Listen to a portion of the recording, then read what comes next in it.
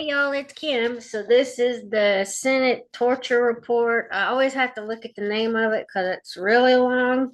But let me go back real quick.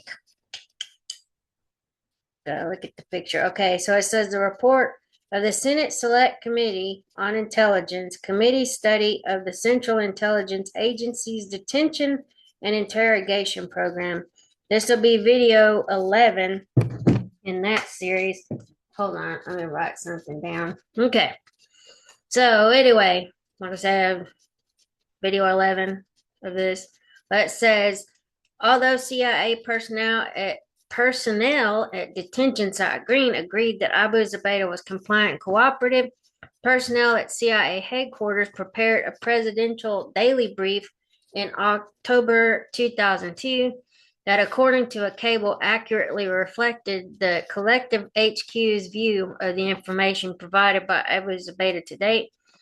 The October 2002 PDB instead of PBD, and so Patrick Bet David, sorry if you know who that is on the podcast circuit, stated Abu Zubaydah was still withholding significant threat information, including information on operatives in the United States, and that Abu Zubaydah resisted providing useful information until becoming more cooperative in early August, probably in the hope of improving his living conditions. The PDB made no reference to the CIA's enhanced interrogation techniques or the counter assessment from the detention site interrogation team, indicating that Abu Zubaydah was cooperative and not withholding information. CIA documents identified the key intelligence acquired from Abu Zubaydah is information related to suspected terrorists Jose Padilla and Binyam Mohammed, information on English-speaking Al-Qaeda members Jafar al-Tayyar, and information identifying KSM as the masterminds of the September 11, 2001 attacks, who used the alias Mukhtar. All of this information was acquired by FBI special agents shortly after Abu Zubaydah's capture.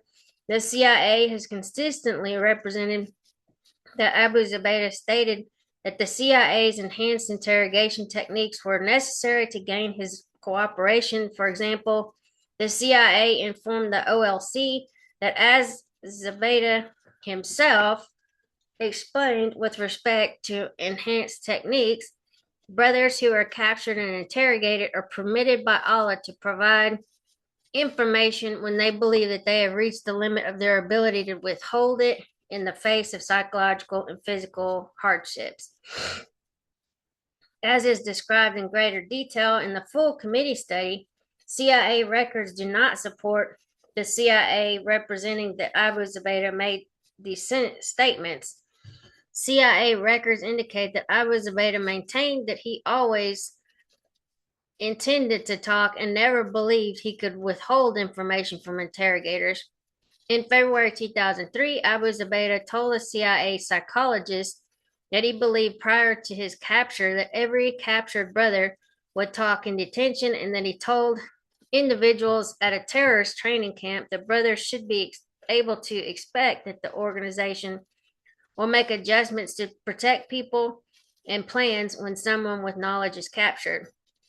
The CIA does not brief the committee on the interrogation of Abu Zubaydah, in contrast to relatively open communications that the CIA had with the committee following the issuance of the September 17th, 2001 MON. The CIA significantly limited its communications with the committee on its detention and interrogation activities after Abu Zubaydah's capture on March 28, 2002, in response to the three different sets of committee questions for the record addressed to the CIA regarding the MON authorities in the spring and summer of 2002.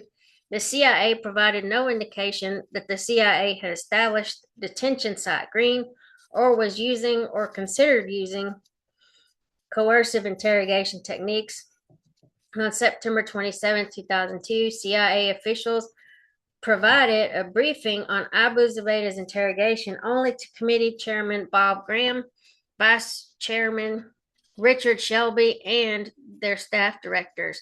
After his briefing, Chairman Graham made multiple and specific requests for additional information on the CIA's detention and interrogation program. Internal CIA emails include discussions of how the CIA could get off the hook on the cheap regarding Chairman Graham's request for additional information.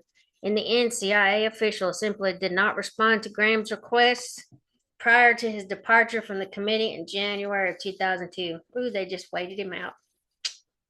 Interrogation in country and the January 2003 guidelines.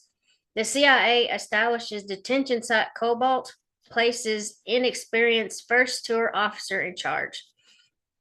Plans for a specialized CIA detention facility in country began in April 2002 with the intention that it would be totally under redacted station control. On June 6, 2002, CIA headquarters approved more than $200,000 for the construction of the facility, identified in this summary as detention site Cobalt. In a 2003 interview with the CIA Office of Inspector General, Associate Deputy Director for Operations Redacted described his views of this facility and stated that detention site Cobalt was open because there needed to be a detention site in country for those detainees en route redacted to detention site Green. It was not a place for the use of EITs. Detention site Cobalt, constructed with CIA funding, opened in country in September 2002. According to CIA's records, the windows at detention site Cobalt were blacked out and detainees were kept in total darkness. The redacted guards monitored detainees using headlamps, and loud music was played constantly in the facility. While in their cells, detainees were shackled to the wall and given buckets for human waste. 4 of the 20 cells at the facility included a bar across the top of the cell. Later reports described detainees being shackled to the bar with their hands above their heads, forcing them to stand and therefore not allowing detainees to sleep. The CIA officer in charge of detention site Cobalt, the CIA Officer 1, was a junior officer on his first overseas assignment with no previous experience or training in handling prisoners or conducting interrogations. Redacted, which is a CIA Officer 1, was a detention site Cobalt manager during the period in which a CIA detainee died and numerous CIA detainees were subjected to unapproved coercive interrogation techniques. A review of CIA records found that prior to redacted, CIA Officer 1's deployment and assignment as the CIA's detention site Cobalt manager, other CIA officers recommended redacted CIA Officer 1 not have continued access to classified information due to the lack of honesty, judgment, and maturity. According to records, the chief of CTC told redacted Officer 1 that he could not or would not want him in his overseas station. A supervising officer assessed that redacted CIA Officer 1 has issues with judgment and maturity, and his potential behavior in the field is also worrisome. The officer further advised that redacted CIA Officer 1 was only put into processing for an overseas position so that someone would evaluate all the evidence of this situation altogether. The officer further noted CIA Officer 1 might not listen to his chief of station when in the field. CIA records lack information on CIA detainees and details of interrogations in country. Detainees held in country were detained under the authority of the MON. However, CIA officers conducted no written assessment of whether these detainees posed a continuing serious threat of violence or death to U.S. persons and interests, or we are planning or were planning, I don't know what that means, or planning terrorist activities. The CIA maintained such poor records of its detainees in country during this period that the CIA remains unable to determine the number and identity of the individuals it detained. The full details of the CIA interrogations there remain largely unknown, as detention site Cobalt was later found to have not reported multiple uses of sleep deprivation, required standing loud music, sensory deprivation, extended isolation, reduced quantity and quality of food, nudity, and rough treatment of CIA detainees. CIA headquarters recommends that untrained interrogators in country use the CIA's enhanced interrogation techniques on Rida al-Najjar. I don't know how to say that name. So Rida al-Najjar was the first CIA detainee to be held at detention site Cobalt. Al-Najjar, along with Hassan Mohammed Abu Bakr, I guess, and a number of other individuals, was arrested in Karachi, Pakistan, after raids conducted redacted Pakistan in late May of 2002. Al-Najjar was identified by the CIA as a former bodyguard for Osama bin Laden and was rendered with Abu Bakr to CIA custody at a country detention facility on June of 2002. Bridget al-Najjar was transferred to detention site Cobalt on September and whatever date 2002, while the CIA was describing to the Department of Justice why it needed to use the CIA's enhanced interrogation techniques against Abu Zubaydah. A parallel internal discussion at the CIA was taking place regarding Rida al-Najjar. An Alex station cable from CTC officer stated that on June 27, 2002, Alec or HQs held a strategy session regarding the interrogation of high priority redacted detainee Rida Ahmed al-Najjar in country.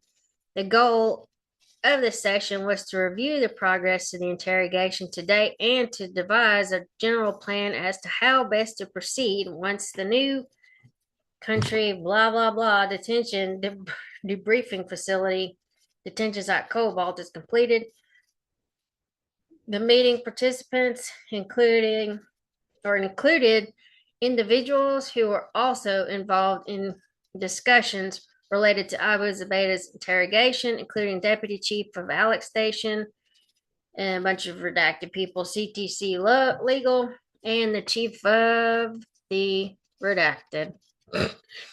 A cable followed on July 16, 2002, to the CIA station in country, suggesting possible interrogation techniques to use against Rida al-Najjar, including utilizing Najjar's fear for the well-being of his family to our benefit, with the cable explicitly stating that interrogators could not threaten his family with imminent death, use vague threats to create a mind virus that would cause al-Najjar to believe that his situation would continue to get worse until he cooperated, manipulating Rida al-Najjar's environment using a hood, restraints, and music, and employing sleep deprivation through the use of round-the-clock interrogations.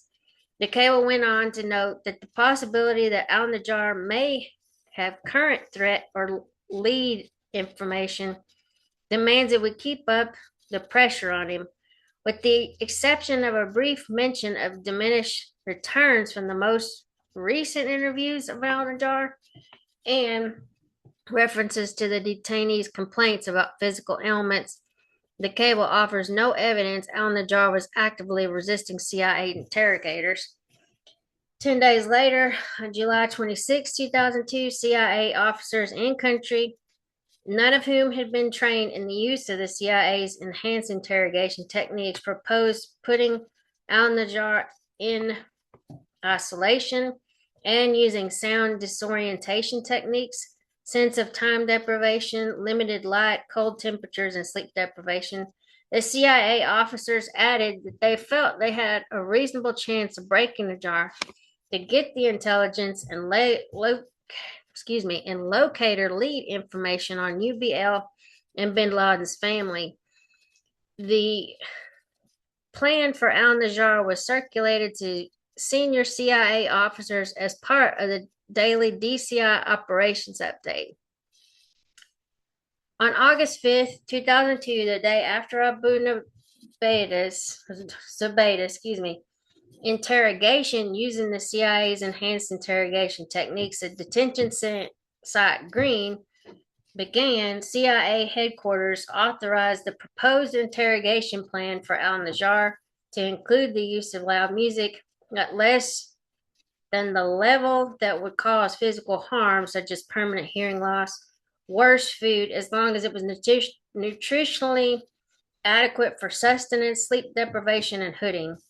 More than a month later, on September 21st, 2002, CIA interrogators described Al-Najjar as clearly a broken man and on the verge of a complete breakdown as a result of the isolation, and the cable added that Al-Najjar was willing to do whatever the CIA